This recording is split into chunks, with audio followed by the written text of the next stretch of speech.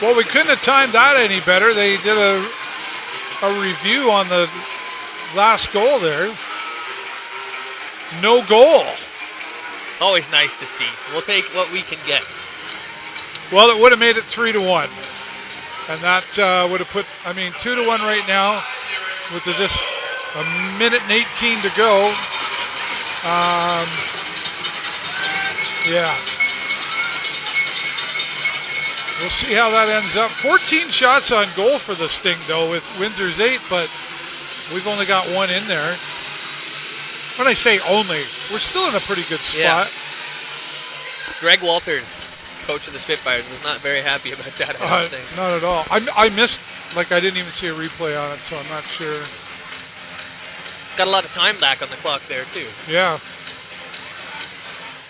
Well, obviously not where we want to be right now, behind, but there's still that chance and opportunity. How do you like what you've seen so far in this period? It's been good. I like the shots. They've kept, unfortunately, a couple snuck past Mr. Osapenko there. I don't think they were totally at fault. It was a bit of a defensive breakdown, but with 14 shots in the first 19 minutes, you got a minute left there. It's not too bad. I'm pretty impressed with the pressure they put on.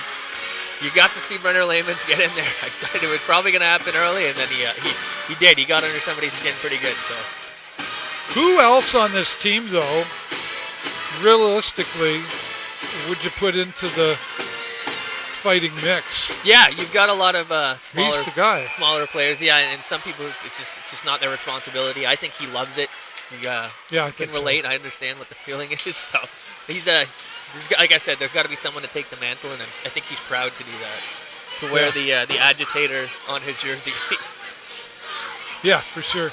I reached out to Jay Peckham to see if he wanted to join us. I haven't heard back. Maybe he'll probably want to come back next period. It's like, nope, too late. Yeah. Because Jake Borey is going to join us from the Sarnia Sting, the vice president of everything, is what I like to say.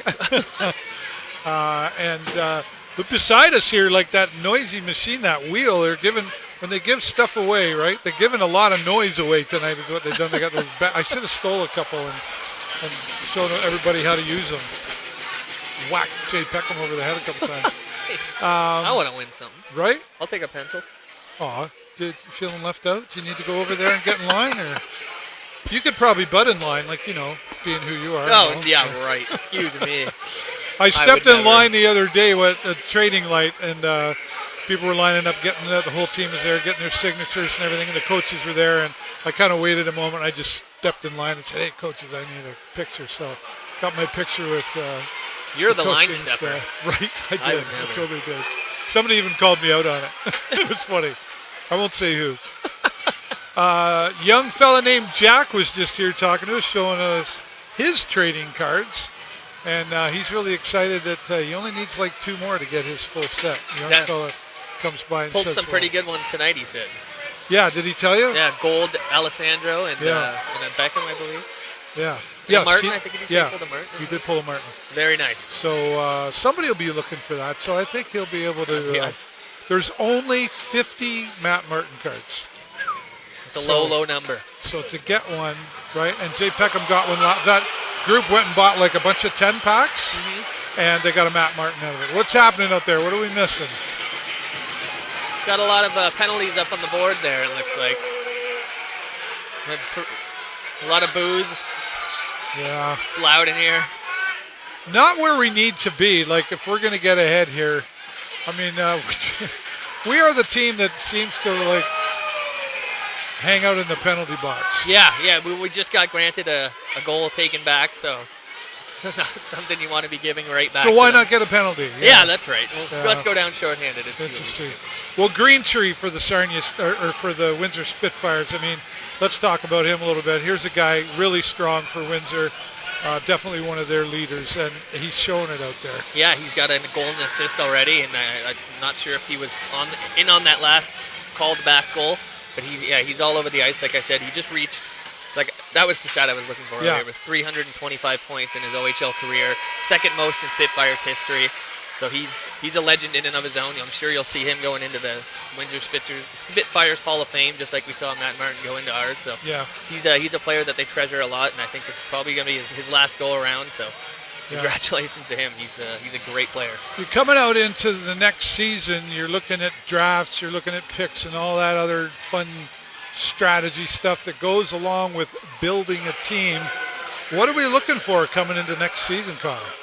An improvement on what we've given here in the last little bit of the season. You'd like to see everyone build on their season and how many points they can produce, and maybe gel better as a whole cohesive unit and see where you can get, because it's tough. You see some of these players at the top of the OHL standings are getting 100 points, 80 points, and our leading point scorer right now is Easton Waluelos, the rookie, with 46 points. So it'd be nice to get a little more offense in there. You've got somebody you hear. Yeah, well, listen to that, everybody. That would be the booing of the referees as they skate off the ice. Yeah. It's not a happy hive right now. It's a lot of angry bees in here. Yeah. How many bees do you think are here? 39.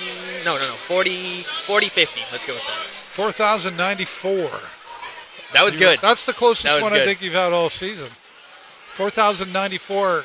Again, we give the shout out to the fans that are here and the Windsor fans that are here, quite honestly, as well. Yeah, it makes it entertaining. But, I mean, if you take away 100, there's still, we were just talking about it in the media room, too. I think there's only been maybe one game that it was under 3,000 fans in this arena. They're very, very, very loyal. Yeah, and I believe that was a Wednesday night, so.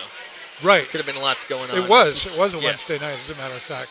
So, school night, that's what we're going to put it down to. But when you look around and you consider where the Sarnia Sting is at, even in the last few years, going back, I thought it was 2 years. It was 3 years against London now, right, where we almost had it, right? Yep.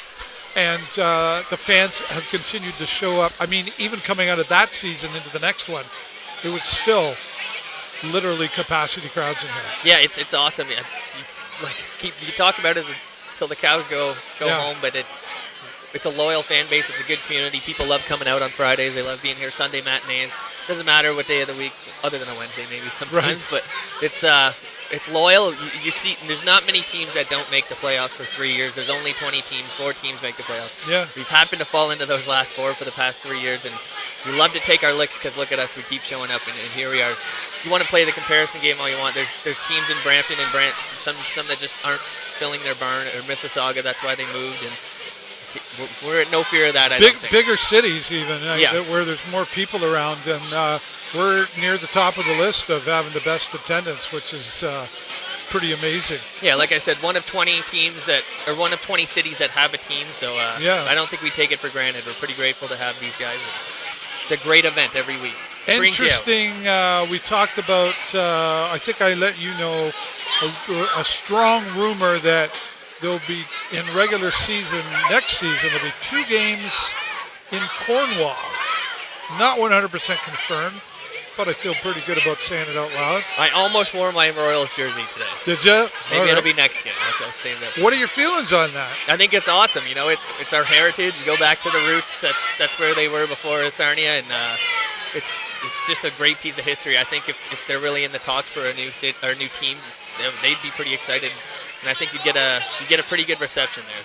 That's pretty sweet. So when something like that happens, rumors start to fly, and we start hearing, maybe the team's going to go there. And listen, this team is getting ready to spend 1.2-ish, I think around $1.2 million in this arena. They've made an arrangement with the city of Sarnia to renovate the restaurant area, like the vendors and all.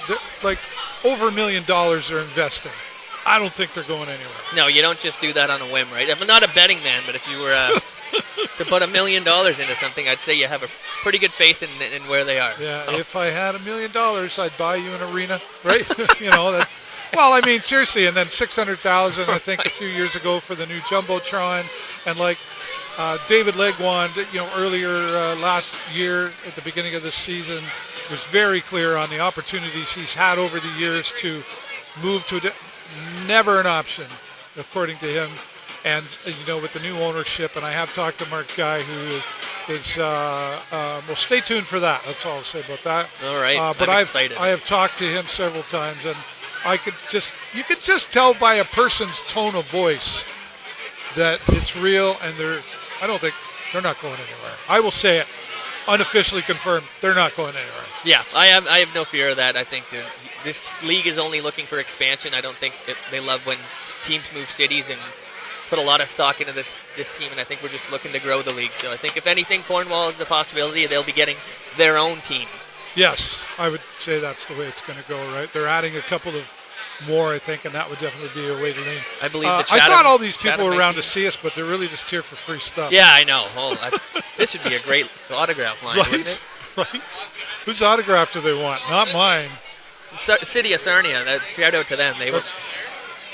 That's the real heroes. They want their autograph, not us. 100%. And I like that you're giving a shout out to the city staff here. They're constantly working, constantly cleaning, keeping things in order.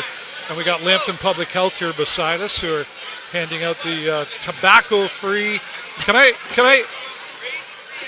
see that for just a sec? Can I just borrow that for 1 sec? I'll give it back.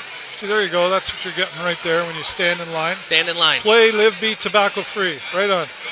Thanks, buddy. Don't smoke, kids. Don't smoke. I quit smoking about 11 years ago. Congratulations. Look at What's you. that? Yep.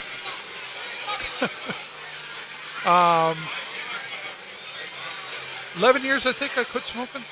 Yeah. Lungs have never felt better, I'm sure. I tell you, should have done it. I should have listened to my dad earlier in life. Take that for advice, young man. Quote the Beastie Boys, your pops caught you smoking, and he said, no way. Right. Well, in my day, it was smoking in the boys' room. That was that. Oh, that yeah, was the that's song, Molly Crew, right? yeah. So, right. All right. Well, I think we're going to see a strong second period come out of here. I know it's 60 minutes of hockey, got to play that, but 20 minutes is the deciding. In the next period is the deciding factor here. Yeah, that was a bit of a gift that we got there. I think with 2 penalties to Mitch Young, and they're going to be.